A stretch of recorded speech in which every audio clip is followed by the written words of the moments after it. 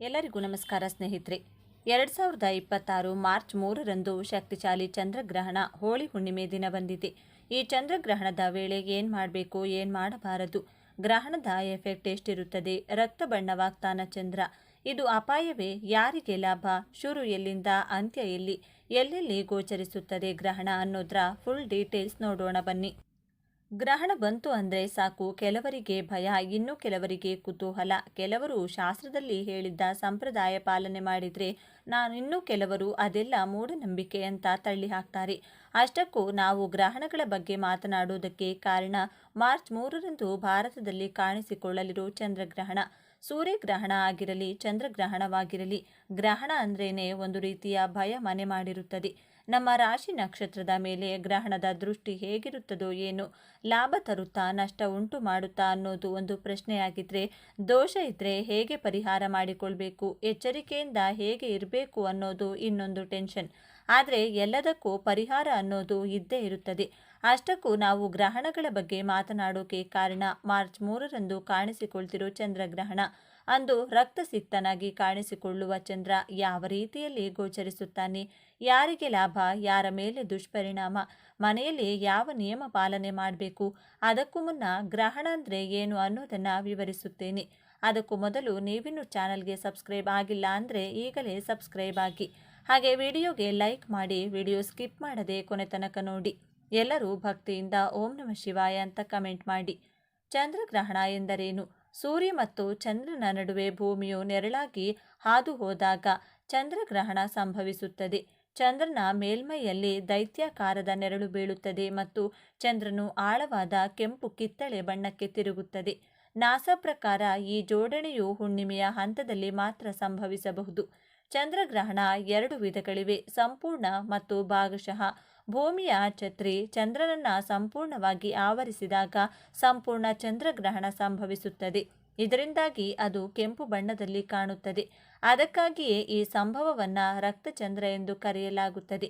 ಏತನ್ಮಧ್ಯೆ ಚಂದ್ರನ ಒಂದು ಭಾಗ ಮಾತ್ರ ಭೂಮಿಯ ನೆರಳಿನೊಳಗೆ ಪ್ರವೇಶಿಸಿದಾಗ ಭಾಗಶಃ ಚಂದ್ರಗ್ರಹಣ ಸಂಭವಿಸುತ್ತದೆ.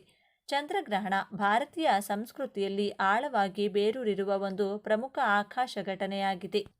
ಪ್ರತಿ ವರ್ಷ ಆಕಾಶ ವೀಕ್ಷಕರು ಮತ್ತು ಖಗೋಳಶಾಸ್ತ್ರಜ್ಞರು ಸೇರಿದಂತೆ ಅನೇಕ ಜನರು ಈ ವಿದ್ಯಮಾನವನ್ನು ವೀಕ್ಷಿಸಲು ಕಾಯುತ್ತಾರೆ. ಈ ವರ್ಷದ ಮೊದಲ ಚಂದ್ರಗ್ರಹಣ ಮಾರ್ಚ್ 3, 2026ರಂದು ಭಾರತದಲ್ಲಿ ಸಂಭವಿಸಲಿದೆ. 2026ರ ಮೊದಲ ಪೂರ್ಣ ಚಂದ್ರಗ್ರಹಣ ಫಾಲ್ಗುಣಿ ಪೂರ್ಣಿಮೆಯ ಶುಭ ಸಂದರ್ಭದಲ್ಲಿ ಸಂಭವಿಸುವುದು, ಅಂದರೆ ಹೋಳಿ ಹಬ್ಬದ ಸಂದರ್ಭದಲ್ಲಿ ಸಂಭವಿಸುವುದು. ಈ ಗ್ರಹಣವು 2026ರ ಮಾರ್ಚ್ 3ರ ಮಧ್ಯಾಹ್ನ 2:17ಕ್ಕೆ ಪ್ರಾರಂಭವಾಗಲಿದ್ದು ಸಂಜೆ 7:53ಕ್ಕೆ ಕೊನೆಗೊಳ್ಳಲಿದೆ. ಈ ಚಂದ್ರಗ್ರಹಣವು ಕುಂಭ ರಾಶಿಯಲ್ಲಿ ಸಂಭವಿಸುವುದು. ಚಂದ್ರಗ್ರಹಣಕ್ಕೂ ಮುನ್ನ ನೀವೇನು ಮಾಡಬೇಕು, ಊಟ, ನಿದ್ರೆ, ಪೂಜೆ ಬಗ್ಗೆ ಶಾಸ್ತ್ರ ಏನು ಹೇಳುತ್ತದೆ? ಗ್ರಹಣ ಬರುತ್ತೆ ಅಂದರೆ ಸಾಕು, ಮಹಿಳೆಯರಿಗೆ ಟೆನ್ಷನ್ ಶುರುವಾಗುತ್ತದೆ. ಊಟ ಮಾಡಬೇಕೋ ಬೇಡವೋ, ಮಾಡೋದಾದರೆ ಎಷ್ಟು ಗಂಟೆಯೊಳಗೆ ಮಾಡ್ಕೊಳ್ಬೇಕು ಅನ್ನೋದೇ ದೊಡ್ಡ ಪ್ರಶ್ನೆಯಾಗಿರುತ್ತದೆ. ಆದರೆ ನಾವು ಉತ್ತರ ಕೊಡ್ತೀವಿ. ನೀವೇನು ಮಾಡಬೇಕು ಅಂದರೆ ಮಧ್ಯಾಹ್ನ 1 ಗಂಟೆಗೂ ಮುನ್ನ ಊಟ ಮಾಡಿದರೆ ಒಳ್ಳೆಯದು. ಅನಾರೋಗ್ಯದವರು, ಆಸಕ್ತರು ಆಹಾರ ಸೇವಿಸಬಹುದು. ಗ್ರಹಣ ಸ್ಪರ್ಶವಾಗೋ ಮುನ್ನ ಸ್ನಾನ ಮಾಡಿ ಜಪಕ್ಕೆ ಸಿದ್ಧರಾಗಿ. ಗುರುವಿನಿಂದ ದೀಕ್ಷೆ ಪಡೆದ ಜಪವನ್ನು ಗ್ರಹಣ ಕಾಲದಲ್ಲಿ ಮಾಡಿ. ಗ್ರಹಣ ಕಾಲದಲ್ಲಿ ಮಾಡಿದ ಒಂದು ಜಪ 10,000 ಜಪಕ್ಕೆ ಸಮಾನ. ಗ್ರಹಣ ಕಾಲದಲ್ಲಿ ಮಾಡೋ ಜಪಕ್ಕೆ ಬೇಗ ಸಿದ್ಧಿ ಪ್ರಾಪ್ತಿಯಾಗುತ್ತದೆ. ಮಧ್ಯಾಹ್ನ 1 ಗಂಟೆಗೂ ಮುನ್ನ ಊಟ ಮಾಡಿಕೊಂಡಿದ್ರೆ ಒಳ್ಳೆಯದು. ಒಂದು ವೇಳೆ ಅನಾರೋಗ್ಯದ ವ್ಯಕ್ತಿಗಳಾಗಿದ್ದರೆ, ಅಶಕ್ತ ವ್ಯಕ್ತಿಗಳಾಗಿದ್ದರೆ ಕನಿಷ್ಠ ಗ್ರಹಣಕ್ಕೂ ಮುನ್ನ 2-3 ಗಂಟೆಗೆ ಮುನ್ನವಾದರೂ ಊಟ ಮಾಡಿ. ಗ್ರಹಣ ಸ್ಪರ್ಶವಾಗೋ ಮುನ್ನ ಸ್ನಾನ ಮಾಡಿ ಜಪಕ್ಕೆ ಸಿದ್ಧರಾಗಿ.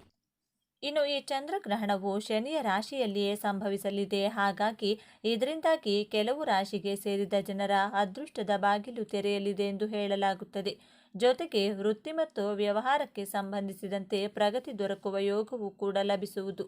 ಆದ್ದರಿಂದ ಈ ಅದೃಷ್ಟಶಾಲಿ ರಾಶಿಗಳ ಬಗ್ಗೆ ತಿಳಿದುಕೊಳ್ಳುವ ಕುತೂಹಲ ನಿಮಗಿದ್ರೆ ತಪ್ಪದೆ ನೋಡಿ. ಮಿಥುನ ರಾಶಿ. ಮಿಥುನ ರಾಶಿಗೆ ಸೇರಿದ ಜನರಿಗೆ ಶನಿ ದೇವನ ಹಿಮ್ಮುಖ ಸಂಚಾರವು ಬಹಳಷ್ಟು ಲಾಭದಾಯಕವಾಗಿರುವುದೆಂದು ಹೇಳಲಾಗುತ್ತದೆ. ಏಕೆಂದರೆ ಶನಿದೇವನು ಮಿಥುನ ರಾಶಿಗೆ ಸೇರಿದ ಜನರ ಕರ್ಮದ ಮನೆಯಲ್ಲಿ ತನ್ನ ಹಿಮ್ಮುಖ ಸಂಚಾರವನ್ನು ಮಾಡಲಿದೆ. ಹಾಗಾಗಿ ಈ ಅವಧಿಯಲ್ಲಿ ನಿಮಗೆ ಕೆಲಸ ಮತ್ತು ವ್ಯಾಪಾರಕ್ಕೆ ಸಂಬಂಧಿಸಿದಂತೆ ವಿಶೇಷವಾಗಿ ಪ್ರಗತಿ ದೊರಕುವುದು. ಜೊತೆಗೆ ಕೆಲಸದ ಸ್ಥಳದಲ್ಲಿ ನಿಮಗೆ ರಚನಾತ್ಮಕತೆ ಮತ್ತು ನಾಯಕತ್ವದ ಕೌಶಲ್ಯಗಳಿಂದಾಗಿ ಎಲ್ಲರೂ ಹೊಗಳುವರು ಮತ್ತು ಹೊಸ ಜವಾಬ್ದಾರಿಗಳು, ಹೊಸ ಪ್ರಗತಿಗೆ ಉತ್ತಮ ಅವಕಾಶ ಲಭಿಸಲಿದೆ. ಹೊಸ ಯೋಜನೆಯನ್ನು ಶುರು ಮಾಡಬೇಕೆಂದಿರುವ ಮಿಥುನ ರಾಶಿಗೆ ಸೇರಿದ ಜನರಿಗೆ ಅಥವಾ ನಾಯಕತ್ವವನ್ನು ವಹಿಸಬೇಕೆಂದಿರುವವರಿಗೆ ಈ ಅವಧಿಯು ಬಹಳಷ್ಟು ಅನುಕೂಲಕರವಾಗಿರಲಿದೆ. ಜೊತೆಗೆ ಈ ಅವಧಿಯಲ್ಲಿ ವ್ಯಾಪಾರವನ್ನು ಮಾಡುವ ಮಿಥುನ ರಾಶಿಗೆ ಸೇರಿದ ಜನರಿಗೆ ಉತ್ತಮ ಲಾಭ ದೊರಕುವ ಸಂಭವ ಹೆಚ್ಚಾಗಿರುವುದು.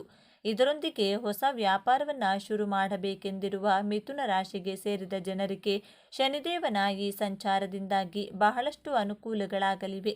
ಶಿಕ್ಷಣಕ್ಕೆ ಸಂಬಂಧಿಸಿದ ಕಾರ್ಯಗಳಲ್ಲಿ ಸಕಾರಾತ್ಮಕ ಫಲಿತಾಂಶಗಳು ದೊರಕುತ್ತವೆ. ಕುಟುಂಬ ಜೀವನದಲ್ಲಿ ಸಂತೋಷ ಹೆಚ್ಚಾಗುತ್ತದೆ. ನಿಮ್ಮ ಅಪೂರ್ಣ ಕೆಲಸಗಳೆಲ್ಲವೂ ಈ ಅವಧಿಯಲ್ಲಿ ಯಶಸ್ವಿಯಾಗುವ ಸಂಭವ ಸಾಕಷ್ಟು ಹೆಚ್ಚಾಗಿರುವುದು. ವ್ಯಾಪಾರದಲ್ಲಿ ಬರುವ ಆಚರಣೆಗಳು, ಅಡಚಣೆಗಳು ದೂರವಾಗುತ್ತವೆ. ಮಿಥುನ ರಾಶಿಗೆ ಸೇರಿದ ಜನರಿಗೆ ಉದ್ಯೋಗ ಮತ್ತು ಕೆಲಸದಲ್ಲಿ ಅಭಿವೃದ್ಧಿ ದೊರಕುವ ಅವಕಾಶಗಳು ಸಾಕಷ್ಟು ಹೆಚ್ಚಾಗಿರುವುದು. ವೃಶ್ಚಿಕ ರಾಶಿ. ಶನಿದೇವನ ಹಿಮ್ಮುಖ ಸಂಚಾರವು ವೃಶ್ಚಿಕ ರಾಶಿಗೆ ಸೇರಿದ ಜನರಿಗೆ ಸಾಕಷ್ಟು ಸಕಾರಾತ್ಮಕ ಫಲಿತಾಂಶವನ್ನು ಪಡೆಯುವಂತೆ ಮಾಡಲಿದೆ. ಏಕೆಂದರೆ ಶನಿದೇವನು ನಿಮ್ಮ ರಾಶಿಯ 5ನೇ ಮನೆಯಲ್ಲಿ ತನ್ನ ಹಿಮ್ಮುಖ ಸಂಚಾರವನ್ನು ಮಾಡಲಿದ್ದಾನೆ. ಹಾಗಾಗಿ ಈ ಸಮಯದಲ್ಲಿ ನಿಮಗೆ ಮಕ್ಕಳಿಗೆ ಸಂಬಂಧಿಸಿದಂತೆ ಶುಭ ಸುದ್ದಿ ದೊರಕುವ ಸಾಧ್ಯತೆ ಬಹಳಷ್ಟು ವೃದ್ಧಿಯಾಗುವುದು. ಇದರೊಂದಿಗೆ ಮನೆಯವರೊಂದಿಗೆ ಉತ್ತಮ ಸಮಯ ಕಳೆಯುವ ಅವಕಾಶ ಲಭಿಸುವುದು. ಹಾಗಾಗಿ ನೀವು ಹೆಚ್ಚು ಸಂತೋಷದಿಂದ ಇರುವಿರಿ. ಈ ಸಮಯದಲ್ಲಿ ನಿಮ್ಮ ರಚನಾತ್ಮಕತೆಯಿಂದಾಗಿ ಜೀವನದ ಪ್ರತಿಯೊಂದು ಕ್ಷಣಗಳನ್ನು ಆನಂದಿಸುವ ಉತ್ತಮ ಅವಕಾಶಗಳು ಕೂಡ ಲಭಿಸಲಿದೆ. ಇದರೊಂದಿಗೆ ವೃಶ್ಚಿಕ ರಾಶಿಗೆ ಸೇರಿದ ಜನರಿಗೆ ಈ ಸಮಯದಲ್ಲಿ ನಿಮ್ಮ ಅಪೂರ್ಣ ಕೆಲಸಗಳೆಲ್ಲವೂ ಪೂರ್ಣಗೊಳ್ಳುವ ಯೋಗವು ಕೂಡ ಲಭಿಸುವುದು. ಹಾಗೆ ಈ ಅವಧಿಯಲ್ಲಿ ಶನಿದೇವರ ಆಶೀರ್ವಾದದಿಂದ ನಿಮಗೆ ಹಠಾತ್ ಧನಲಾಭವನ್ನು ಹೊಂದುವ ಯೋಗವು ಕೂಡ ಲಭಿಸಲಿದೆ. ಈ ಸಮಯದಲ್ಲಿ ನಿಮ್ಮ ಆರ್ಥಿಕ ಸ್ಥಿತಿಯಲ್ಲಿ ಸುಧಾರಣೆಯಾಗಲಿದೆ. ವ್ಯಾಪಾರದಲ್ಲಿ ಪ್ರಗತಿಗಾಗಿ ಹೊಸ ಅವಕಾಶಗಳು ದೊರಕುತ್ತವೆ. ಕೆಲಸ ಮಾಡುವವರಿಗೆ ಈ ಸಮಯದಲ್ಲಿ ಉತ್ತಮ ಅವಕಾಶ ದೊರಕಬಹುದು. ಈ ರಾಶಿಗೆ ಸೇರಿದ ವಿದ್ಯಾರ್ಥಿಗಳಿಗೆ ಸ್ಪರ್ಧಾತ್ಮಕ ಪರೀಕ್ಷೆಯಲ್ಲಿ ಯಶಸ್ಸು ದೊರಕುವ ಸಾಧ್ಯತೆ ಹೆಚ್ಚಾಗಿರಲಿದೆ. ನಿಮ್ಮ ಕೆಲಸಗಳಲ್ಲಿನ ಅಡೆತಡೆಗಳು ದೂರವಾಗಲಿದೆ. ಮೀನರಾಶಿ. ಮೀನರಾಶಿಗೆ ಸೇರಿದ ಜನರಿಗೆ ಶನಿದೇವನ ಹಿಮ್ಮುಖ ಸಂಚಾರವು ಬಹಳಷ್ಟು ಶುಭ ಫಲಗಳನ್ನು ಈ ಸಂದರ್ಭದಲ್ಲಿ ನೀಡಲಿದೆ. ಏಕೆಂದರೆ ಶನಿದೇವನು ನಿಮ್ಮ ರಾಶಿಯ ಲಗ್ನದ ಮನೆಯಲ್ಲಿ ತನ್ನ ಸಂಚಾರವನ್ನು ಮಾಡಲಿದ್ದಾನೆ. ಹಾಗಾಗಿ ಈ ಸಮಯದಲ್ಲಿ ನಿಮಗೆ ಹೆಚ್ಚು ಜನಪ್ರಿಯತೆ ಕೂಡ ದೊರಕುವುದು. ಜೊತೆಗೆ ಈ ಅವಧಿಯಲ್ಲಿ ಸಾಕಷ್ಟು ಗೌರವ, ಖ್ಯಾತಿಯನ್ನು ಸಹ ಗಳಿಸುವಿರಿ. ಪ್ರೀತಿಯ ಜೀವನಕ್ಕೆ ಸಂಬಂಧಿಸಿದಂತೆ ಮೀನರಾಶಿಗೆ ಸೇರಿದ ಜನರಿಗೆ ಈ ಅವಧಿಯಲ್ಲಿ ರೊಮ್ಯಾನ್ಸ್ ಹೆಚ್ಚಾಗುವುದರೊಂದಿಗೆ ಹೊಸ ಮಾರ್ಗಗಳಲ್ಲಿ ಚಲಿಸಲು ಉತ್ತಮ ಅವಕಾಶ ಕೂಡ ಲಭಿಸಲಿದೆ. ಮೀನರಾಶಿಗೆ ಸೇರಿದ ಜನರು ಈ ಸಮಯದಲ್ಲಿ ವಿಶೇಷ ವ್ಯಕ್ತಿಯನ್ನು ಭೇಟಿಯಾಗುವ ಯೋಗವನ್ನು ಪಡೆಯಲಿದ್ದಾರೆ. ಈ ಅವಧಿಯಲ್ಲಿ ವಿವಾಹವಾಗುವ ಸಂಭವ ಸಾಕಷ್ಟು ಹೆಚ್ಚಾಗಿರುವುದು. ಜೊತೆಗೆ ಪಾಲುದಾರಿಕೆಯಲ್ಲಿ ಕೆಲಸ ಮಾಡಬೇಕೆಂದಿರುವ ಮೀನರಾಶಿಗೆ ಸೇರಿದ ಜನರಿಗೆ ಈ ಚಂದ್ರಗ್ರಹಣದ ಸಂದರ್ಭದಲ್ಲಿ ನಿಮ್ಮ ಕೆಲಸಗಳಲ್ಲಿ ಯಶಸ್ಸು ದೊರಕುವ ಸಾಧ್ಯತೆ ಹೆಚ್ಚಾಗಿರುತ್ತದೆ. ಸ್ನೇಹಿತರ ಸಹಾಯದಿಂದ ಹಣ ಗಳಿಸುವ ಹೊಸ ಅವಕಾಶಗಳು ದೊರಕುತ್ತವೆ. ಈ ಅವಧಿಯಲ್ಲಿ ನಿಮಗೆ ಬಡ್ತಿ ದೊರಕುವ ಸಾಧ್ಯತೆಗಳು ಹೆಚ್ಚಾಗಿರುತ್ತವೆ. ನಿಮ್ಮ ಸಂಗಾತಿಯ ಬೆಂಬಲ ಹೆಚ್ಚಾಗಿ ದೊರಕುತ್ತದೆ. ಕೆಲಸದ ಸ್ಥಳದಲ್ಲಿ ನಿಮ್ಮ ಕೆಲಸಗಳನ್ನು ಎಲ್ಲರೂ ಹೊಗಳುವರು. ಮೇಲೆ ಹೇಳಿರುವ 3 ರಾಶಿಗಳಾದ ಮಿಥುನ, ವೃಶ್ಚಿಕ ಮತ್ತು ಮೀನರಾಶಿಗೆ ಸೇರಿದ ಜನರಲ್ಲಿ ನಿಮ್ಮ ರಾಶಿಯು ಒಂದಾಗಿದ್ದರೆ ಸರಿಸುಮಾರು 50 ವರ್ಷಗಳ ನಂತರ ಚಂದ್ರಗ್ರಹಣದ ಸಂದರ್ಭದಲ್ಲಿಯೇ ಶನಿಯು ತನ್ನ ಹಿಮ್ಮುಖ ಸಂಚಾರವನ್ನು ಆರಂಭಿಸಲಿದ್ದು, ಇದರಿಂದಾಗಿ ನಿಮ್ಮ ಸುವರ್ಣಯುಗ ಪ್ರಾರಂಭವಾಗಲಿದೆ. ಹಾಗಾಗಿ ಈ ಅವಧಿಯಲ್ಲಿ ವೃತ್ತಿ ಮತ್ತು ವ್ಯವಹಾರಕ್ಕೆ ಸಂಬಂಧಿಸಿದಂತೆ ನೀವು ಸಾಕಷ್ಟು ಪ್ರಗತಿಯನ್ನು ಪಡೆಯುವುದರೊಂದಿಗೆ ಜೀವನದಲ್ಲಿ ಅತ್ಯಂತ ಹೆಚ್ಚು ಸಂತೋಷ, ಸಮೃದ್ಧಿಯಿಂದ ಕೂಡಿದ ಜೀವನವನ್ನು ನಡೆಸುವ ಅವಕಾಶವನ್ನು ಸಹ ಪಡೆಯುವಿರಿ. ಇದರಿಂದಾಗಿ ನಿಮ್ಮ ಬದುಕು ಹಸನಾಗುವುದು. ಈ ಮಾಹಿತಿ ನಿಮಗೆ ಇಷ್ಟವಾದರೆ ಜೈ ಗಜಲಕ್ಷ್ಮಿ, ಜೈ ಧಾನ್ಯಲಕ್ಷ್ಮಿ, ಜೈ ಮಹಾಲಕ್ಷ್ಮಿ ದೇವಿ ಅಂತ ಬರೆದು ಈ ವಿಡಿಯೋನ ಪ್ರತಿಯೊಬ್ಬರಿಗೂ ಕೂಡ ಶೇರ್ ಮಾಡಿ. ಮಾರ್ಚ್ 3ರಂದು ಶಕ್ತಿಶಾಲಿ ಹೋಳಿ ಹುಣ್ಣಿಮೆ ಬಂದಿದೆ. ಜೊತೆಗೆ ಚಂದ್ರಗ್ರಹಣ ಕೂಡ ಬಂದಿದೆ. ಈ ದಿನವು ಲಕ್ಷ್ಮೀ ದೇವಿಗೆ ಸಮರ್ಪಿತವಾಗಿದ್ದು, ಈ ದಿನದ ಲಕ್ಷ್ಮೀ ಪೂಜೆಯು ಅತ್ಯಂತ ಫಲಪ್ರದವಾಗಿರುತ್ತದೆ. ಈ ದಿನದಂದು ಲಕ್ಷ್ಮೀ ದೇವಿಯನ್ನ ಪೂಜಿಸುವುದು ಮಾತ್ರವಲ್ಲ, ಆಕೆಗೆ ಹಿಟ್ಟಿನ ದೀಪವನ್ನು ಕೂಡ ಹಚ್ಚಿಡಲಾಗುತ್ತದೆ. ಮನೆಯಲ್ಲಿ ಯಾವುದಾದರೂ ವಿಶೇಷ ಸ್ಥಳದಲ್ಲಿ ಹಿಟ್ಟಿನ ದೀಪವನ್ನು ಬೆಳಗಿಸುವುದು ಬಹಳ ಫಲಪ್ರದವಾಗಿದೆ ಎನ್ನುವ ನಂಬಿಕೆ ಇದೆ. ಹೀಗೆ ಮಾಡುವುದರಿಂದ ಒಬ್ಬ ವ್ಯಕ್ತಿಯು ಜೀವನದ ಅನೇಕ ದುಃಖಗಳಿಂದ ಪರಿಹಾರವನ್ನು ಪಡೆದುಕೊಳ್ಳುತ್ತಾನೆ ಮತ್ತು ಲಕ್ಷ್ಮೀ ದೇವಿಯ ಆಶೀರ್ವಾದವನ್ನು ಪಡೆದುಕೊಳ್ಳುತ್ತಾನೆ. ಲಕ್ಷ್ಮೀ ದೇವಿಯನ್ನ ಭಕ್ತಿಯಿಂದ ಪೂಜಿಸುವುದರ ಜೊತೆಗೆ ಯಾವುದಾದರೂ ಸ್ಥಳದಲ್ಲಿ ಹಿಟ್ಟಿನ ದೀಪವನ್ನು ಸಹ ಬೆಳಗಿಸುವುದು ಶುಭ ಫಲಗಳನ್ನು ನೀಡುತ್ತದೆ. ಮನೆಯ ಯಾವ ಸ್ಥಳದಲ್ಲಿ ಹಿಟ್ಟಿನ ದೀಪವನ್ನು ಹಚ್ಚಿಡಬೇಕು, ಕಷ್ಟಗಳೆಲ್ಲ ಮಂಜಿನಂತೆ ಕರಗಿ ಹೋಗುತ್ತದೆ. ಜೀವನದಲ್ಲಿನ ಎಲ್ಲ ವಿಧವಾದ ಸಮಸ್ಯೆಗಳು ದೂರವಾಗಲು, ಹಣದ ಏಳಿಗೆ, ನೆಮ್ಮದಿಯನ್ನು ಪಡೆಯಲು ಬಾಗಿಲಿಗೆ ಯಾವ ಬೇರನ್ನು ಕಟ್ಟಬೇಕು ನೋಡೋಣ ಬನ್ನಿ. ಇನ್ನು ನಿಮ್ಮ ವೃತ್ತಿ ಅಥವಾ ವ್ಯವಹಾರದಲ್ಲಿ ನೀವು ಪದೇ ಪದೇ ಸಮಸ್ಯೆಗಳನ್ನು ಎದುರಿಸುತ್ತಿದ್ರೆ ಮತ್ತು ಹಣದ ಕೊರತೆಯಿಂದ ತೊಂದರೆಗೊಳಗಾಗುತ್ತಿದ್ರೆ ನೀವು ₹5 ನಾಣ್ಯದಿಂದ ಪರಿಹಾರವನ್ನು ಕಂಡುಕೊಳ್ಳಬಹುದು ಎಂದು ವಾಸ್ತುಶಾಸ್ತ್ರಜ್ಞರು ಹೇಳುತ್ತಾರೆ. ₹5 ಬಳಸಿ ಮಾಡುವಂಥ ಸರಳ ಪರಿಹಾರವೇನು, ಅದರ ನಿಯಮಗಳಾವುವು ಎಂಬುದನ್ನು ಇಲ್ಲಿ ತಿಳಿದುಕೊಳ್ಳಿ. ಅದಕ್ಕೂ ಮುಂಚೆ ನೀವಿನ್ನು ಚಾನಲ್ಗೆ ಸಬ್ಸ್ಕ್ರೈಬ್ ಆಗಿಲ್ಲ ಅಂದರೆ ಈಗಲೇ ಸಬ್ಸ್ಕ್ರೈಬ್ ಆಗಿ, ಹಾಗೆ ವಿಡಿಯೋಗೆ ಲೈಕ್ ಮಾಡಿ, ವಿಡಿಯೋ ಸ್ಕಿಪ್ ಮಾಡದೆ ಕೊನೆ ತನಕ ನೋಡಿ. ಎಲ್ಲರೂ ಭಕ್ತಿಯಿಂದ ಓಂ ಶ್ರೀ ಮಹಾಲಕ್ಷ್ಮಿ ನಮಃ ಅಂತ ಕಮೆಂಟ್ ಮಾಡಿ. ಈಗಿನ ಕಾಲದಲ್ಲಿ ಪ್ರತಿಯೊಬ್ಬರಿಗೂ ಇರುವ ಮುಖ್ಯ ಸಮಸ್ಯೆ ಎಂದರೆ ಸಂಪಾದನೆ ಮಾಡಿದ ದುಡ್ಡು ಕೈನಲ್ಲಿ ನಿಲ್ಲೋದಿಲ್ಲ. ಋಣಬಾಧೆಗಳಿಂದ, ಸಾಲದ ಸುಳಿ, ಹಣದ ವಿಪರೀತ ಸಮಸ್ಯೆ, ಒಂದು ದಿನವೂ ನೆಮ್ಮದಿಯಾಗಿ ನಿದ್ರಿಸಲು ಸಾಧ್ಯವಾಗುವುದಿಲ್ಲ. ಜೀವನದಲ್ಲಿ ಎಲ್ಲವನ್ನ ಕಳೆದುಕೊಂಡು ನೆಮ್ಮದಿಯೇ ಇಲ್ಲದ ಜೀವನವನ್ನು ನಡೆಸುತ್ತಿರುತ್ತಾರೆ. ಎಲ್ಲ ಪರಿಹಾರಗಳನ್ನು ಮಾಡಿ ಇನ್ಮೇಲೆ ಯಾವುದೂ ಬೇಡ ಭಗವಂತ ಇಟ್ಟ ರೀತಿ ಬದುಕಿ ಬಿಡೋಣ ಎನ್ನುವಷ್ಟು ನೊಂದಿರುತ್ತಾರೆ. ಅಂಥವರು ಈ ಒಂದು ಬೇರನ್ನು ಸ್ಪರ್ಶಿಸಿದರೆ, ಮನೆಯ ಬಾಗಿಲಿಗೆ ಈ ವಿಧಾನದಲ್ಲಿ ಕಟ್ಟಿದರೆ ಅದ್ಭುತಗಳು ಜೀವನದಲ್ಲಿ ನಡೆಯುವುದಕ್ಕೆ ಶುರುವಾಗುತ್ತದೆ. ಮನೆಯ ಮುಖ್ಯ ದ್ವಾರದಲ್ಲಿ ದೀಪ. ಮನೆಯ ಮುಖ್ಯ ದ್ವಾರದ ಬಳಿ ಜೋಡಿ ಹಿಟ್ಟಿನ ದೀಪವನ್ನು ಹಚ್ಚಿಡಬೇಕು. ಈ ರೀತಿ ದೀಪವನ್ನು ಹಚ್ಚಿಡುವುದು ಶುಭ ಫಲವನ್ನು ನೀಡುವುದು.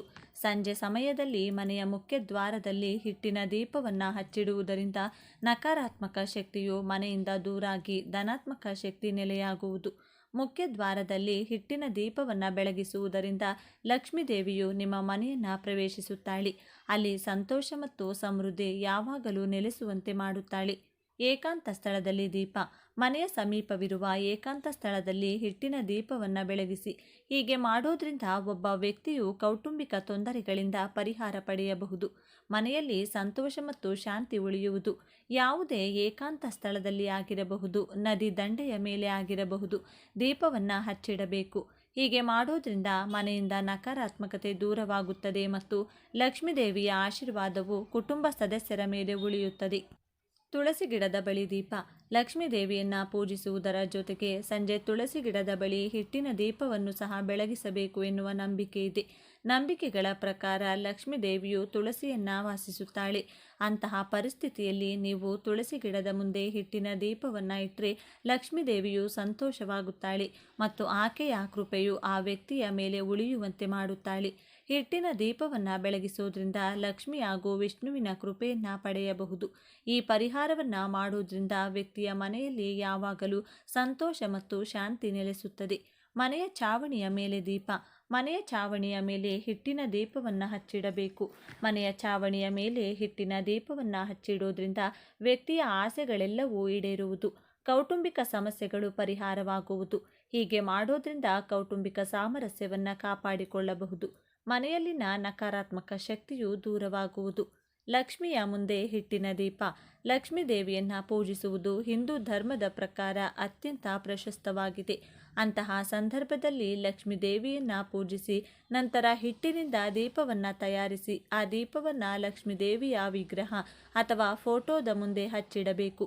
ಈ ರೀತಿ ದೀಪವನ್ನು ಹಚ್ಚಿಡೋದ್ರಿಂದ ಮನೆಯಲ್ಲಿ ಸಂತೋಷ ತುಂಬಿರುತ್ತದೆ, ದುಃಖಗಳು ದೂರವಾಗುತ್ತದೆ ಮತ್ತು ಹಣಕಾಸಿನ ಸಮಸ್ಯೆಗಳಿಂದ ಪರಿಹಾರ ದೊರೆಯುತ್ತದೆ. ಮನೆಯ ಬಾಗಿಲಿಗೆ ಈ ಶಕ್ತಿಯುತ ಬೇರನ್ನು ಕಟ್ಟಬೇಕು. ಈ ಬೇರು ಯಾವುದೆಂದರೆ ಆಲದ ಮರದ ಬೇರು. ಈ ಬೇರನ್ನು ಮನೆಗೆ ತಂದು ಒಂದು ಸಲ ಹಾಲಿನಿಂದ ಮತ್ತೊಂದು ಸಲ ಶುದ್ಧ ಜಲದಿಂದ ತೊಳೆದು ನಂತರ ಹಳದಿ ಕೆಂಪು ದಾರದಲ್ಲಿ ಕಟ್ಟಿ ಬಿಳಿ ಅಥವಾ ಹಳದಿ ವಸ್ತ್ರದಲ್ಲಿ ಈ ಬೇರನ್ನು ಕಟ್ಟಿ ದೇವರ ಕೋಣೆಯಲ್ಲಿಟ್ಟು ಪೂಜಿಸಬೇಕು. ಮನೆಯ ಎಲ್ಲ ಕಷ್ಟಗಳು ನಿವಾರಣೆಯಾಗಿ ಉತ್ತಮೋತ್ತಮ ಫಲಗಳು ಪ್ರಾಪ್ತಿಯಾಗಲಿ. ಮನೆಯ ಸದಸ್ಯರಿಗೆ ಇರುವಂಥ ಅನಾರೋಗ್ಯದ ಸಮಸ್ಯೆ, ಸಾಲದ ಸಮಸ್ಯೆ, ಅದೃಷ್ಟದ ಕೊರತೆಗಳನ್ನು ದೂರ ಮಾಡಿ ರಕ್ಷಿಸು ಎಂದು ವಿಷ್ಣು ನಾಮಸ್ಮರಣೆ ಮಾಡುತ್ತಾ ಬೇಡಿಕೊಳ್ಳಬೇಕು. ನಂತರ ಈ ಬೇರು ಕಟ್ಟಿದ ಮೂಟೆಯನ್ನು ಮನೆಯ ಹೊರಭಾಗ ಬಾಗಿಲಿನ ಮೇಲ್ಭಾಗದಲ್ಲಿ ನೇತು ಹಾಕಬೇಕು. ಇದರಿಂದ ವಿಪರೀತವಾಗಿ ಧನಾಕರ್ಷಣೆ ಆಗುತ್ತದೆ. ಮನೆಯಲ್ಲಿನ ಎಂಥದ್ದೇ ಕಠಿಣ ಸಮಸ್ಯೆಗಳು ಶೀಘ್ರವಾಗಿ ದೂರವಾಗುತ್ತದೆ. ಇದಕ್ಕೆ ಕಾರಣ ಏನು ಅಂತ ನೋಡೋದಾದರೆ ಆಲದ ಮರ. ಶ್ರೀ ಮಹಾವಿಷ್ಣು ದೇವರ ಸ್ವರೂಪ. ಪ್ರಳಯ ಕಾಲದಲ್ಲಿ ಸೃಷ್ಟಿಯು ಜಲದಿಂದ ತುಂಬಿ ಹೋದಾಗ ಮುದ್ದು ಕೃಷ್ಣನು ಆಲದ ಮರದ ಎಲೆಯ ಮೇಲೆ ಹೆಬ್ಬೆರಳನ್ನು ಬಾಯಲ್ಲಿಟ್ಟುಕೊಂಡು ದರ್ಶನವನ್ನು ನೀಡಿದ್ದನು. ಜ್ಞಾನವನ್ನು ಉಪದೇಶಿಸುವ ದಕ್ಷಿಣಾಮೂರ್ತಿ ರೂಪದಲ್ಲಿರುವ ಪರಮೇಶ್ವರನು ಕೂಡ ಆಲದ ಮರದ ಕೆಳಗೆ ಜ್ಞಾನವನ್ನು ಉಪದೇಶಿಸಿದ್ದನು. ಸ್ವತಃ ಪರಮೇಶ್ವರನಿಗೆ ಮಹಾವಿಷ್ಣುವಿಗೆ ಅತ್ಯಂತ ಪ್ರಿಯವಾದ ಮರ ಅಥವಾ ವೃಕ್ಷವೆಂದರೆ ಅದು ಆಲದ ಮರ. 100 ವರ್ಷಗಳ ಕಾಲ ತಪಸ್ವಿಗಳು ಆಲದ ಮರದ ಕೆಳಗೆ ಕುಳಿತು ತಪಸ್ಸನ್ನು ಮಾಡುತ್ತಿದ್ದರು. ಸಾಕ್ಷಾತ್ ಮಹಾವಿಷ್ಣುವಿನ ರೂಪವೇ ಆಲದ ಮರವಾಗಿದೆ. ಸಾಕ್ಷಾತ್ ಶ್ರೀಕೃಷ್ಣನು ಆಲದ ಮರದ ಎಲೆಯ ಮೇಲೆ ಬೆಣ್ಣೆಯನ್ನಿಟ್ಟು ಜನರಿಗೆ ಹಂಚಿದ್ದನೆಂದು ಪುರಾಣಗಳು ಹೇಳುತ್ತವೆ. ಅಂತಹ ಶಕ್ತಿ ಆಲದ ಮರಕ್ಕಿದೆ. ಆದ್ದರಿಂದ ಯಾವ ಮನೆಯ ಮುಂದೆ ಆಲದ ಮರದ ಬೇರು ಇರುತ್ತದೋ ಆ ಮನೆಗೆ ಹಣ, ಐಶ್ವರ್ಯ, ಸಂಪತ್ತು ನಿರಂತರವಾಗಿ ವೃದ್ಧಿಯಾಗುತ್ತಲೇ ಇರುತ್ತದೆ. ದೈವಶಕ್ತಿಯ ಅನುಗ್ರಹ ಸದಾ ಇರುತ್ತದೆ. ಹಾಗೆಯೇ ಮನೆಯಲ್ಲಿನ ಎಲ್ಲ ಕಷ್ಟಗಳು ಕಳೆದು ಹಣದ ಖರ್ಚು ಕಡಿಮೆಯಾಗಲು ಶಂಖವನ್ನು ಮನೆಯಲ್ಲಿಡಬೇಕು. ಇದರಿಂದ ಸ್ಥಿರಲಕ್ಷ್ಮಿಯ ಅನುಗ್ರಹ ಪ್ರಾಪ್ತಿಯಾಗುತ್ತದೆ. ಧನಾಕರ್ಷಣೆ ಉಂಟಾಗಿ ವಿಶೇಷ ಏಳಿಗೆಯನ್ನು ಮನೆಯಲ್ಲಿ ನೀವು ಕಾಣಬಹುದು. ತೀವ್ರವಾದ ಸಾಲದ ಸಮಸ್ಯೆಗಳಿದ್ದವರು ಈ ದಿನದಂದು ಸೂರ್ಯೋದಯಕ್ಕೂ ಮುನ್ನ ನಿಮ್ಮ ಮನೆಯ ದೇವರ ಕೋಣೆಯಲ್ಲಿ ಬೆಳ್ಳಿ ಲೋಹದಿಂದ ತಯಾರು ಮಾಡಿದ ಚಿಕ್ಕ ಆನೆಯ ಮೂರ್ತಿಯನ್ನು ಇಡಬೇಕು. ಮಹಾಲಕ್ಷ್ಮೀ ದೇವಿಗೆ ಆನೆಗಳೆಂದರೆ ಬಲು ಪ್ರೀತಿ. ಬೆಳ್ಳಿ ಲೋಹ ಚಂದ್ರನಿಗೆ ಪ್ರಿಯ. ಚಂದ್ರನಿಗೆ ಅಧಿಷ್ಠಾನ ದೇವತೆ ಶ್ರೀ ಮಹಾಲಕ್ಷ್ಮೀ ದೇವಿ. ಬೆಳ್ಳಿ ಆನೆಯ ವಿಗ್ರಹವನ್ನು ಮನೆಯಲ್ಲಿಟ್ಟು ಪೂಜಿಸುತ್ತಾ ಬಂದರೆ ಲಕ್ಷ್ಮೀ ಚಂದ್ರರ ಅನುಗ್ರಹದಿಂದ ಸಾಲಗಳು ಹಂತ ಹಂತವಾಗಿ ತೀರಿ ಹೋಗುತ್ತದೆ. ಇನ್ನು ಈ ದಿನ ಒಂದು ಚಿಕ್ಕ ಪಾತ್ರೆ ಅಥವಾ ಬಟ್ಟಲಿನಲ್ಲಿ ಜೇನುತುಪ್ಪವನ್ನು ತುಂಬಿಸಿ ಆ ಬಟ್ಟಲನ್ನು ಯಾರೂ ಓಡಾಡದೇ ಇರುವಂಥ ನಿರ್ಜನ ಪ್ರದೇಶದಲ್ಲಿ ಚಿಕ್ಕದಾಗಿ ಗುಂಡಿ ತೆಗೆದು ಅದರೊಳಗೆ ಮುಚ್ಚಿ ಮನೆಗೆ ಬರಬೇಕು. ಜೇನುತುಪ್ಪವು ಶುಕ್ರನಿಗೆ ಪ್ರಿಯವಾದದ್ದು. ಈ ಕೆಲಸ ಮಾಡೋದ್ರಿಂದ ಶುಕ್ರನ ಬಲ ಹೆಚ್ಚಾಗುತ್ತದೆ. ಜೇನುತುಪ್ಪದ ಬಟ್ಟಲನ್ನು ಎಲ್ಲಾದರೂ ಊತಿಡಲು ಸಾಧ್ಯವಾಗದಿದ್ದರೆ ದೈವ ವೃಕ್ಷಗಳ ಕೆಳಗೆ ಇರುವೆಗಳಿಗೆ ಆಹಾರವಾಗಿ ಹಾಕುತ್ತಾ ಬರಬೇಕು. ಇದರಿಂದಲೂ ಶುಕ್ರನ ಅನುಗ್ರಹ ಪ್ರಾಪ್ತಿಯಾಗುತ್ತದೆ. ಹಣದ ಎಲ್ಲ ಸಮಸ್ಯೆ, ಸಾಲದ ಎಲ್ಲ ಕಷ್ಟಗಳು ಶೀಘ್ರವಾಗಿ ದೂರವಾಗಿ ಸುಖ ನೆಮ್ಮದಿಯ ಜೀವನವನ್ನು ನೀವು ನೋಡಬಹುದು. ಇನ್ನು ವ್ಯಾಪಾರಸ್ಥರು ವ್ಯಾಪಾರ ಚೆನ್ನಾಗಿ ನಡಿಬೇಕು. ನರದೃಷ್ಟಿ, ಅಕ್ಕಪಕ್ಕದ ಅಂಗಡಿಯವರ ದೃಷ್ಟಿ ದೂರವಾಗಿ ಚೆನ್ನಾಗಿ ವ್ಯಾಪಾರ ಆಗಲು ಮನೆಯವರ ಕೈನಲ್ಲಿ ದೃಷ್ಟಿಯನ್ನು ತೆಗೆಸಿಕೊಳ್ಬೇಕು. ಹೇಗೆಂದರೆ 7 ಲಡ್ಡುಗಳನ್ನು ಕೈನಲ್ಲಿ ಹಿಡಿದು ನಿಮ್ಮ ತಲೆಯ ಸುತ್ತ 3 ಬಾರಿ, ಎಡಭಾಗದಿಂದ 3 ಬಾರಿ, ಬಲಭಾಗದಿಂದ 3 ಬಾರಿ ಸುತ್ತಿ ನಂತರ ಆ 7 ಲಡ್ಡುಗಳನ್ನು ಗೋಮಾತೆಗೆ ಅಥವಾ ಮೂಕಜೀವಿಗಳಿಗೆ, ಶ್ವಾನಗಳಿಗೆ ಆಹಾರವಾಗಿ ನೀಡಬೇಕು. ಇದರಿಂದ ಹಣದ ಎಲ್ಲ ಸಮಸ್ಯೆಗಳ ಜೊತೆಗೆ ವ್ಯಾಪಾರದಲ್ಲಿನ ಅಡೆತಡೆಗಳು, ಅಕ್ಕಪಕ್ಕದವರ ದೃಷ್ಟಿ ದೋಷಗಳು ಶೀಘ್ರವಾಗಿ ದೂರವಾಗಿ ವ್ಯಾಪಾರ ಚೆನ್ನಾಗಿ ನಡೆಯುತ್ತದೆ. ನೋಡಿದ್ರಲ್ಲ, ಮನೆಯ ಮುಖ್ಯ ದ್ವಾರಕ್ಕೆ ಯಾವ ಯಾವ ಬೇರನ್ನು ಕಟ್ಟಬೇಕು, ವ್ಯಾಪಾರಸ್ಥರು ವ್ಯಾಪಾರದ ಏಳಿಗೆಗೆ ಯಾವ ತಂತ್ರವನ್ನು ಮಾಡಬೇಕು. ಇನ್ನು 5 ರೂಪಾಯಿ ನಾಣ್ಯದಿಂದ ಈ ಪರಿಹಾರ ಮಾಡಿ. ಬೆಳಗ್ಗೆ ಬೇಗನೆ ಎದ್ದು ಸ್ನಾನ ಮಾಡಿ ಮತ್ತು ಸ್ವಚ್ಛವಾದ ಬಟ್ಟೆಗಳನ್ನು ಧರಿಸಿ ನಂತರ 5 ರೂಪಾಯಿ ನಾಣ್ಯದ ಮೇಲೆ ಅರಿಶಿನ ಮತ್ತು ಸಿಂಧೂರವನ್ನು ಹಚ್ಚಿ ಶುದ್ಧ ಹಳದಿ ಬಟ್ಟೆಯಲ್ಲಿ ಸುತ್ತಿ ಇದರ ನಂತರ ಅದನ್ನು ದೇವರ ಕೋಣೆಯಲ್ಲಿರಿಸಿ ಪೂಜಿಸಿ. ಮರುದಿನ ಬೆಳಿಗ್ಗೆ ಈ 5 ರೂಪಾಯಿ ನಾಣ್ಯವನ್ನು ಬಟ್ಟೆ ಸಮೇತವಾಗಿ ತೆಗೆದುಕೊಂಡು ಅದನ್ನು ನಿಮ್ಮ ಕೆಲಸದ ಸ್ಥಳದ ಡ್ರಾಯರ್ನಲ್ಲಿ ಅಥವಾ ನೀವು ಹಣವನ್ನು ಇಡುವ ಲಾಕರ್ನಲ್ಲಿ ಇರಿಸಿ. ಈ ರೀತಿ ಮಾಡೋದ್ರಿಂದ ನೀವು ಕೆಲವೇ ದಿನಗಳಲ್ಲಿ ನಿಮ್ಮ ವ್ಯವಹಾರದಲ್ಲಿ ಪ್ರಗತಿಯನ್ನು ಪಡೆಯುತ್ತೀರಿ ಮತ್ತು ನಿಮ್ಮ ವೃತ್ತಿ ಜೀವನದಲ್ಲಿ ಬರುವ ಅಡೆತಡೆಗಳು ಸಹ ದೂರವಾಗಲು ಪ್ರಾರಂಭಿಸುತ್ತವೆ. ಇದಲ್ಲದೆ ನೀವು ಗುರುವಾರ ಅಥವಾ ಶುಕ್ರವಾರ ಸಂಜೆ 5 ರೂಪಾಯಿ ನಾಣ್ಯವನ್ನು ಗಂಗಾ ಜಲದಿಂದ ಶುದ್ಧೀಕರಿಸಿ. ಈಗ ನಾಣ್ಯವನ್ನು ಲಕ್ಷ್ಮೀ ದೇವಿಯ ಪಾದಗಳಿಗೆ ತಾಜಾ ಗುಲಾಬಿ ಹೂಗಳು ಮತ್ತು ಅಕ್ಕಿಯೊಂದಿಗೆ ಅರ್ಪಿಸಿ. ಇದರ ನಂತರ ಲಕ್ಷ್ಮೀ ದೇವಿಯನ್ನು ಶಾಸ್ತ್ರೋಕ್ತವಾಗಿ ಪೂಜಿಸಿ. ಮರುದಿನ ಬೆಳಿಗ್ಗೆ ಆ ವಸ್ತುಗಳನ್ನು ತೆಗೆದುಕೊಂಡು ಕೆಂಪು ಬಟ್ಟೆಯಲ್ಲಿ ಕಟ್ಟಿ ನೀವು ಹಣವನ್ನು ಇಡುವ ಲಾಕರ್ನಲ್ಲಿಡಿ. ಇದಲ್ಲದೆ ಪ್ರತಿ ಶುಕ್ರವಾರ ಹೂಗಳನ್ನು ಬದಲಾಯಿಸುತ್ತೀರಿ. ಹೀಗೆ ಮಾಡೋದ್ರಿಂದ ನೀವು ಆರ್ಥಿಕ ಸಮಸ್ಯೆಗಳಿಂದ ಮುಕ್ತರಾಗುತ್ತೀರಿ. ಇದರೊಂದಿಗೆ ಮನೆಯ ಆರ್ಥಿಕ ಸ್ಥಿತಿಯು ಬಲಗೊಳ್ಳುತ್ತದೆ ಪ್ರಾರಂಭಿಸುತ್ತದೆ. ಈ ಮಾಹಿತಿ ನಿಮಗೆ ಇಷ್ಟವಾಗಿದ್ದರೆ ತಪ್ಪದೆ ವಿಡಿಯೋನ ಪ್ರತಿಯೊಬ್ಬರಿಗೂ ಕೂಡ ಶೇರ್ ಮಾಡಿ. ಎಲ್ಲರೂ ಭಕ್ತಿಯಿಂದ ಓಂ ನಮಃ ಶಿವಾಯ ಅಂತ ಕಮೆಂಟ್ ಮಾಡಿ. ಧನ್ಯವಾದಗಳು.